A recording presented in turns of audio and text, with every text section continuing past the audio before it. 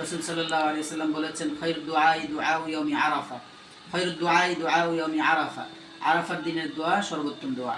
এরপর রাসূল সাল্লাল্লাহু আলাইহি ওয়াসাল্লাম বলেছেন, আমি এবং আমার পূর্ববর্তী নবীগণ যা বলেছেন তার মধ্যে সর্বোত্তম কথা এবং সবচেয়ে দামি দোয়া যেটা, সেটা হলো লা ইলাহা ইল্লাল্লাহু ওয়াহদাহু লা শারীকা লাহু লাহুল মুলকু ওয়া লাহুল হামদু ওয়া হুয়া আলা কুল্লি শাইইন কাদির।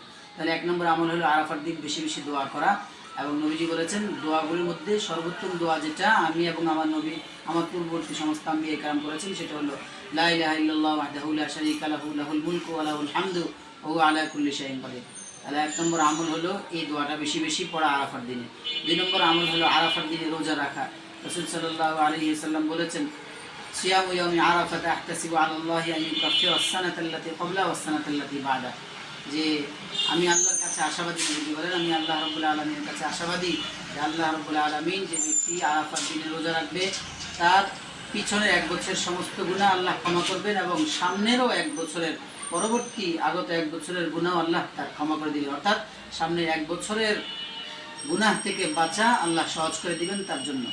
তিন নম্বর আরাফার দিনের যে আমলটা, সেটা হলো বেশি বেশি ইস্তেগফার করা, বেশি বেশি আল্লাহর কাছে ক্ষমা চাওয়া। কারণ আরাফার দিনে আল্লাহ রাব্বুল আলামিন অসংখ্য অগণিত বান্দাদেরকে জাহান্নাম থেকে মুক্তি দেন, অসংখ্য অগণিত বান্দাদেরকে আল্লাহ তাআলা ক্ষমা করেন। এই দিনের ব্যাপারে রাসূল সাল্লাল্লাহু আলাইহি ওয়াসাল্লাম বলেছেন, ইযা কানা ইয়াউমু আরাফা ইন্নাল্লাহা ইয়ানজিলু ইলাস সামাঈদ দুনিয়া ফায়ুবাহি বিহিম আল মালায়েকা ফায়াকুল উনজুরু ইলা ইবাদি আতাউনি শুরতান গুবরান দাজ্জিনা মিন কুল্লি ফাজ্জিন আমিক উশহিদুকুম আন্নী ক্বাদ গাফারতু লাহুম। আল্লাহ রাব্বুল আলামিন বলেন, যখন আরাফার দিন আসে, আরাফার দিনে আল্লাহ রাব্বুল আলামিন নিম্নবর্তী আসমানে নেমে এসে ফেরেশতাদের সাথে আল্লাহ রাব্বুল আলামিন আরাফার মজলিসে, আরাফার মাঠে যে সমস্ত হুজ্জাজ বাইতুল্লাহ, আল্লাহ তাআলার ঘরের হজ করনেওয়ালা যত মেহমানরা আছেন সবাইকে নিয়ে ফেরেশতাদের সাথে আল্লাহ তাআলা গর্ব করেন।